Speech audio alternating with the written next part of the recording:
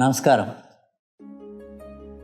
మా ప్రేక్షకులందరికీ కూడా ఒక మనవి, ఈ మాస ఫలితాల వీడియో నోటిఫికేషన్స్కి మా ఇన్స్టాగ్రామ్లో ఫాలో అవ్వాల్సిందిగా మనం చేస్తూ ఉన్నాం. నమస్కారం. శ్రీ శోభకృతనామ సంవత్సర 2024 ఫిబ్రవరి నెల అంటే మాఘమాసం అందరికీ కూడా సన్ రైజ్ టీవీ ప్రేక్షకులకు అభిమానులకు అందరికీ కూడా శుభాశీస్సులు, శుభాకాంక్షలు. ఈ మాసం ఫిబ్రవరిలో వచ్చేటువంటి యొక్క మాఘమాసం అతి పవిత్రమైనటువంటిది. ఇది అందరికీ కూడా ఆరోగ్య భాగ్యం కావాలి. ఆరోగ్యాన్ని ఇచ్చేటువంటి వాడు సూర్యుడు భగవానుడు. ఆరోగ్యం భాస్కరాదిచ్చేత అన్నారు. అంటే ఎంత సంపాదన ఉన్నప్పటికీ కూడా, ఎంత అదృష్టం ఉన్నప్పటికీ కూడా ఆరోగ్య భాగ్యం లేనిదే ఉపయోగంలోకి రావు. ఆరోగ్యాన్ని ఈ నెలలో విశేషంగా సూర్యభగవానుడి ఆరాధన ఇస్తుంది. అన్నదాత ఆరోగ్య ప్రదాత సూర్యభగవానుడు. అందువలన రథసప్తమి మొట్టమొదటిసారిగా సూర్యభగవానుడు తన యొక్క కిరణాన్ని భూమి మీద పంపించినటువంటి యొక్క రోజు అంటే రథసప్తమి అంటారు. దాన్నే సూర్య జయంతి ఈ మాఘమాసంలోనే వస్తుంది, సప్తమి రోజున. సరే, అటువంటిది ఈ నెల. తప్పకుండా ఈ నెలల్లో కూడా మిగతా రోజుల్లో చేసినటువంటి దానికంటే కూడా ఎక్కువ రెట్లు, 1000 రెట్లు ఎక్కువగా సూర్యభగవానుడికి ప్రీతికరమైనటువంటి యొక్క మాసం కాబట్టి అందరం కూడా సూర్యభగవానుడిని ఆరాధన చేద్దాం. ఈ నెలంతా కూడా విశేష ఫలితాలు పొందుదాం. అలాగే శ్రీ పంచమి అని చెప్పని వస్తుంది. శ్రీ పంచమి అక్షరాభ్యాసాలకి చాలా గొప్పది. సరస్వతీమాత అనుగ్రహాన్ని పొందాలి అంటే మాఘమాసంలో పంచమి రోజున, శుద్ధ పంచమి రోజున అక్షరాభ్యాసాలు చేస్తారు. ఆ రోజున అక్షరాభ్యాసాలు అయిపోయిన వాళ్ళకి చక్కగా సరస్వతీమాత దగ్గర కూర్చోబెట్టి సరస్వతీ నమస్తుభ్యం అని ఒక కీర్తన పాడించండి. ఓం శ్రీ సరస్వత్యై నమః అని ఆ పిల్లల చేత అనిపించి బడిలోకి పంపించండి. కొత్తగా అక్షరాభ్యాసాలు కూడా చేయడానికి మంచిది ఈ నెల. ఇవన్నీ కొన్ని విశేషాలు చాలా దీంట్లో ఉంటాయి. మహాశివరాత్రి కూడా దీంట్లోనే వస్తుంది, కానీ ఇది మార్చిలోకి వచ్చింది ఈ సంవత్సరం. అప్పుడు వచ్చే నెలలో వాటి విశేషాలు మనం చెప్పుకుందామని చెప్పినని మనం ఇప్పుడు రాశి ఫలితాల్లోకి వెళదాం.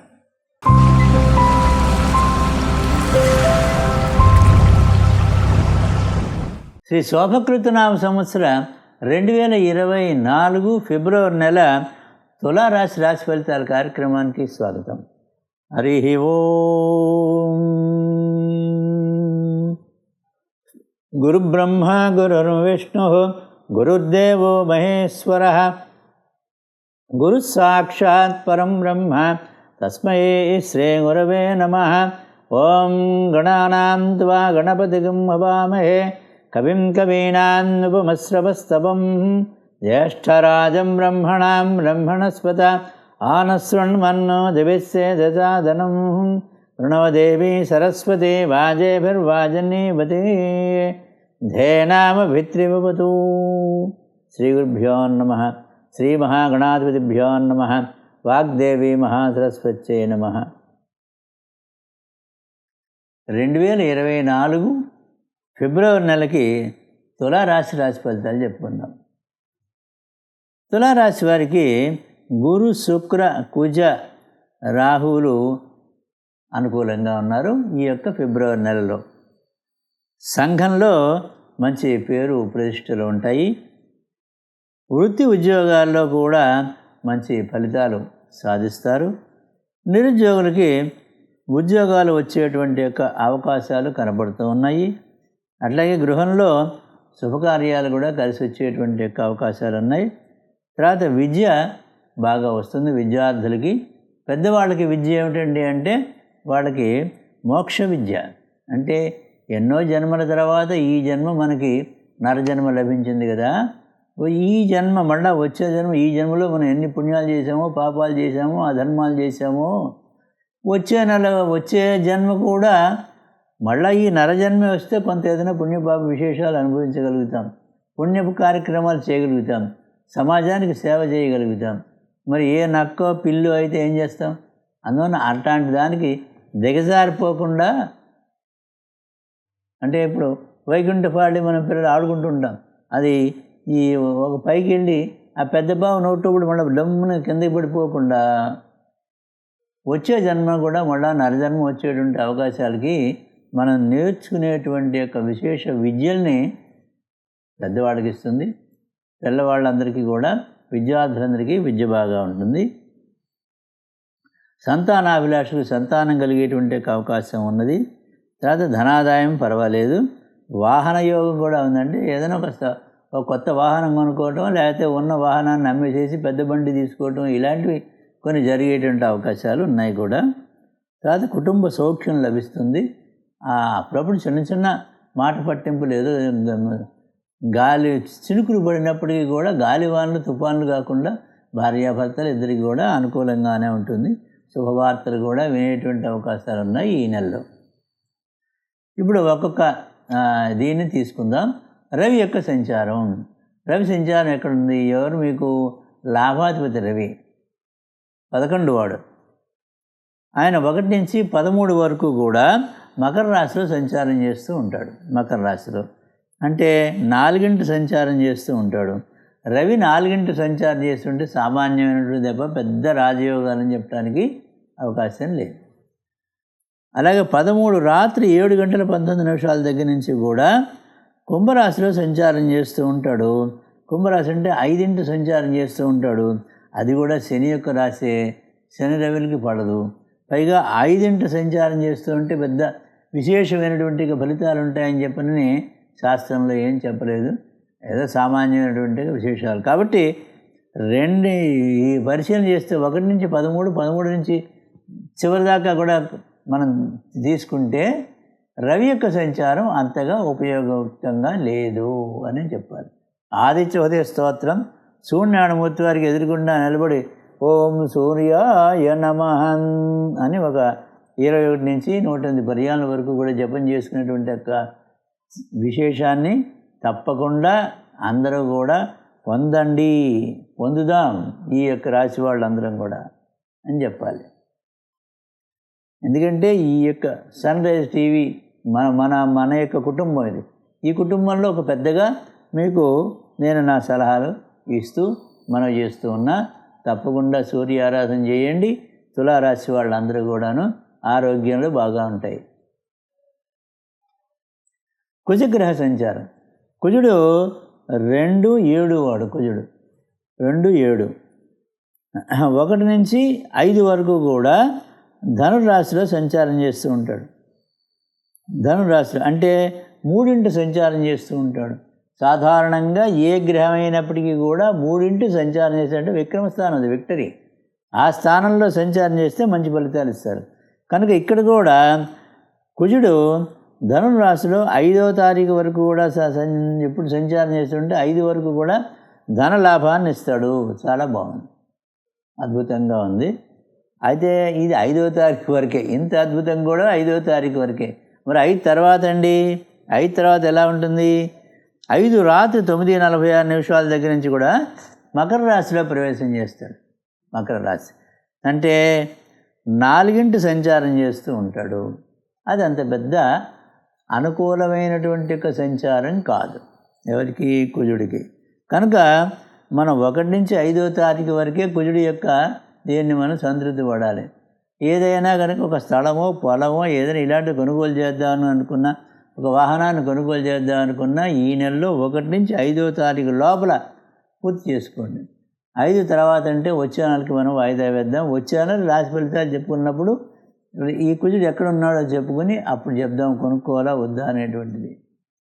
ఈ నెలలో 1 నుంచి 5వ తారీఖు లోపల మాత్రమే దయచేసి కొనుగోలు అలాంటివి చేయండి, లేకపోతే వద్దు. తర్వాత శుక్రగ్రహ సంచారం. శుక్రుడు మీ రాశ్యాధిపతి, ఎందుకంటే తులారాశికి అధిపతి వాడే శుక్రుడు. +8 పైన వృషభ రాశికి కూడా వీడే అధిపతి. కాబట్టి 1, 8 స్థానాధిపతి అయినటువంటి యొక్క శుక్రుడు 1 నుంచి 11 వరకు కూడా ధనురాశిలో సంచారం చేస్తూ ఉంటాడు. ధనురాశికి ఇప్పుడు ఎంతనమాట 3 సంచారం చేస్తూ ఉంటాడు. ధనురాశి అంటే విక్రమస్థానంలో సంచారం చేస్తూ ఉన్నాడు. ఇందాక కుజుడు విక్రమస్థానంలో సంచారం చేస్తున్నప్పుడు బాగుందని చెప్పాము.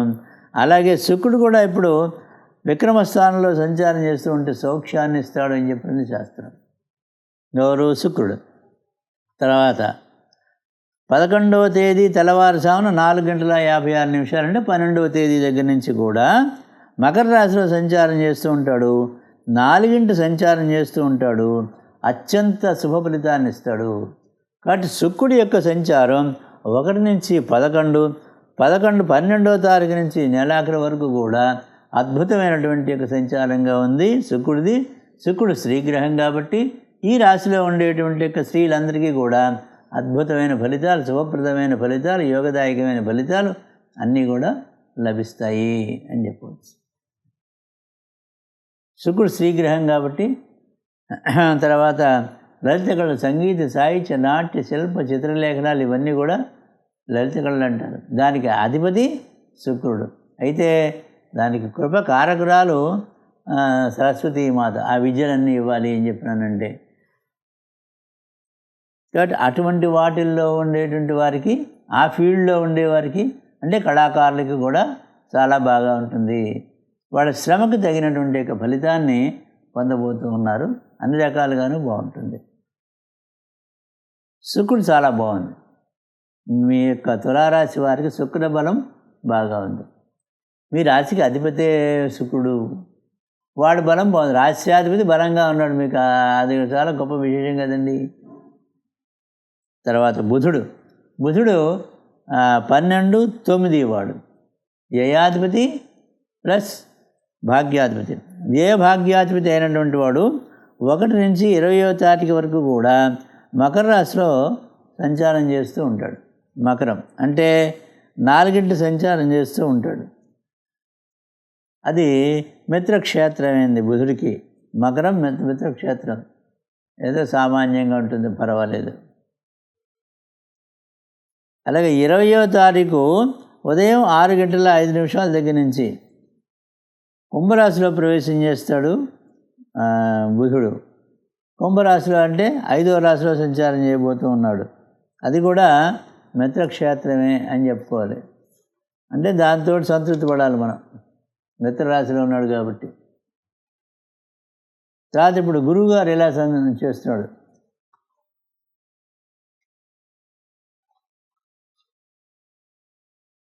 గురువు మీ రాశి వారికి 3వ స్థానాధిపతి, 6వ స్థానాధిపతి, విక్రమాధిపతి, షష్ఠాధిపతి. మేషరాశిలో సంచారం చేస్తూ ఉన్నాడు. అంటే 7వ రాశిలో సంచారం చేస్తూ ఉన్నాడు. 7వ రాశిలో తామ్రమూర్తిగా సంచారం చేస్తూ ఉన్నాడు. మూర్తివంతం పక్కన పెట్టేసి శాస్త్ర విషయం తీసుకుంటాం. శాస్త్రంలో తీసుకునేటట్టయితే గురువు ఎప్పుడైతే మేషరాశిలో సంచారం చేస్తూ ఉన్నాడో అక్కడ తామ్రమూర్తిగా సంచారం చేస్తూ ఉన్న ఆరోగ్యాన్ని ఇస్తాడని చెప్పని శాస్త్రం చెప్పింది. 7 కనుక సంచారం చేస్తూ ఉంటే ఏ రాశి వారికైనా, అంటే చంద్రుడి నుంచి 7లో కనుక గురువు గారు సంచారం చేస్తూ ఉంటే అద్భుతమైనటువంటి ఫలితాలు ఇస్తాడు అని చెప్పి శాస్త్రం చెప్పింది. కాబట్టి గురువు అనుకూలంగా ఉన్నాడు. శని సంచారం. శని 4, 5 వాడు. 4, 5 వాడు ఎక్కడున్నాడు? కుంభంలో ఉన్నాడు. అంటే 5 ఉన్నాడు. 5 వాడు 5లో సంచారం చేస్తూ ఉన్నాడు. రజితమూర్తిగా సంచారం చేస్తూ ఉన్నాడు. చాలా బాగా ఉంది వీడికి సంచారం. రాహు మీనంలో సంచారం చేస్తూ ఉన్నాడు. 6 సంచారం చేస్తూ ఉన్నాడు. కాబట్టి సుఖ సంతోషాలు ఉంటాయి. అది మంచి ప్లేస్ వాడికి. తులారాశి వారికి రాహువు 6 సంచారం చేయటం ఉత్తమం.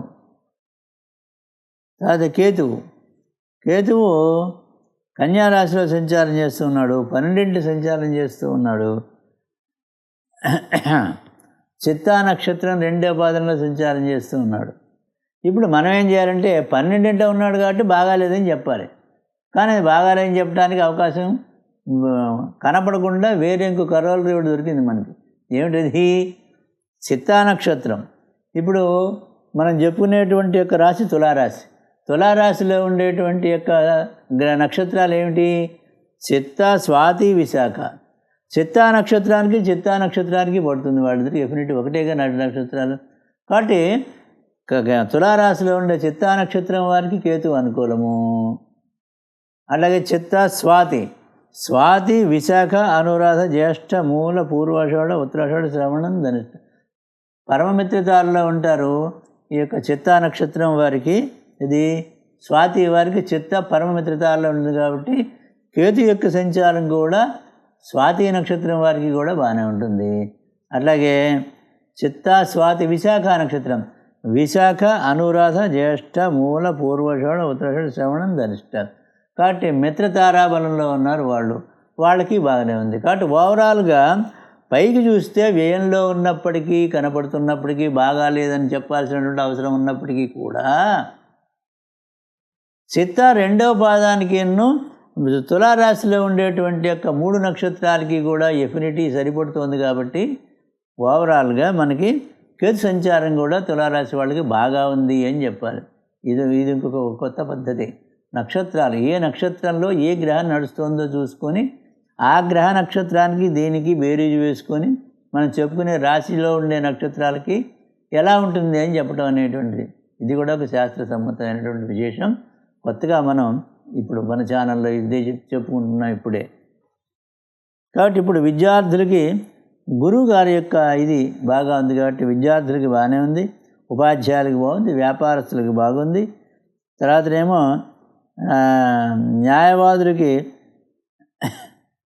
న్యాయవాదులకి వైద్యులకి కూడా సామాన్యంగా ఉంది.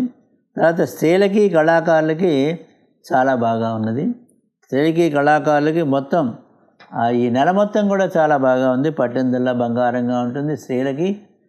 తర్వాత వారి మాటే చలామణి అవుతూ ఉంటుంది. అయితే ఇద్దరికి అన్యోన్య దాంపత్యం కూడా బాగా ఉంటుంది. తర్వాత కళాకారులకి చాలా బాగా ఉంటుంది. వాళ్ళ యొక్క ప్రతిభకు తగినటువంటి గుర్తింపు లభిస్తుంది, ఆదాయం కూడా బాగా ఉంటుంది. చేతి వృత్తిదారులకి బాగుంది, వృద్ధులకి కూడా బాగానే ఉంది చెప్పాలంటే. తర్వాత మాసాధిపతులు చిత్తా నక్షత్రం 3, 4 పాదాలు ఈ యొక్క తులారాశిలో ఉంటాయి. 1 నుంచి 10 వరకు బుధుడు, 10 తర్వాత శని యొక్క ఆధిపత్యంలోకి వస్తారు. మాసాధిపత్యంలోకి మీరు సుబ్రహ్మణ్య భుజంగ స్తోత్రం చదువుకోండి తప్పకుండా. అట్లాగే విష్ణు సహస్రనామాన్ని పారాయణం చేయండి. శని స్తోత్రాన్ని చదువుకోండి. నీలాంధ్ర సమాభాసం రవిపుత్రం యమాగజం ఛాయామార్తాణ సంభూతం తం నమామి శనీశ్వరం అనేటువంటిది ఒక 21 పర్యాయం చదువుకోండి. స్వాతి నక్షత్రం వారికి 1 నుంచి 10 వరకు కూడా గురుడు మాసాధిపతి, 10 తర్వాత నుంచి కూడా కుజుడు మాసాధిపతిగా ఉంటాడు. దుర్గామాత స్తోత్రాన్ని పారాయణ చేయండి తప్పకుండా. అట్లాగే గురు స్తోత్రాన్నే పారాయణ చేసుకోండి. తర్వాత దక్షిణామూర్తి స్తోత్రం అని చెప్పినది చాలా మంచిది, అది కూడా యూట్యూబ్లో వస్తుంది, చక్కగా వినండి. తర్వాత సుబ్రహ్మణ్య భుజంగ స్తోత్రం బై శంకరాచార్య అనేటువంటిది వస్తుంది. అది ఒక సుబ్రహ్మణ్య భుజంగ స్తోత్రాన్ని 2 మాటలు పొద్దున సాయంత్రం చదువుకోండి. విశాఖ నక్షత్రం వారికి 1 నుంచి 10 వరకు చంద్రుడు, తర్వాత బుధుడు వస్తాడు. వీరు దుర్గామాత స్తోత్రాలు చదువుకోవడం మంచిది. అలాగే అమ్మవారు లక్ష్మీ యొక్క అమ్మవారికి అష్టోత్తర శతనామావళి చదివి ఆ కుంకాన్ని నుదుట ధరించడం అనేటువంటిది చాలా మంచిది. అలాగే బుధుడు వ్యాపార కారకుడు, సౌమ్యుడు అయినటువంటి వాడే వచ్చాడు కాబట్టి శుక్రుడికి మన బుధుడికి విశాఖ వారికి లక్ష్మీ అష్టోత్తరం, గురుస్తోత్రం, తర్వాత విష్ణు సహస్రనామం, ఈ 3 చదువుకోండి, చాలా బాగుంటుంది. అదృష్ట సంఖ్య 6, 3, 4, 5, 6, 8 బుధ గురు శని శుక్రవారాలు కలిసి వస్తాయి. వీరికి తులారాశి వారికి నవగ్రహాలు కూడా ఏకాదశ స్థానంలో ఉండేటువంటి సత్ఫలితాన్ని సంప్రాప్తి చేయవలసిందిగా పరమాత్మని ప్రార్థన చేస్తూ సర్వే జనా సుఖినో భవంతు. స్వస్తి.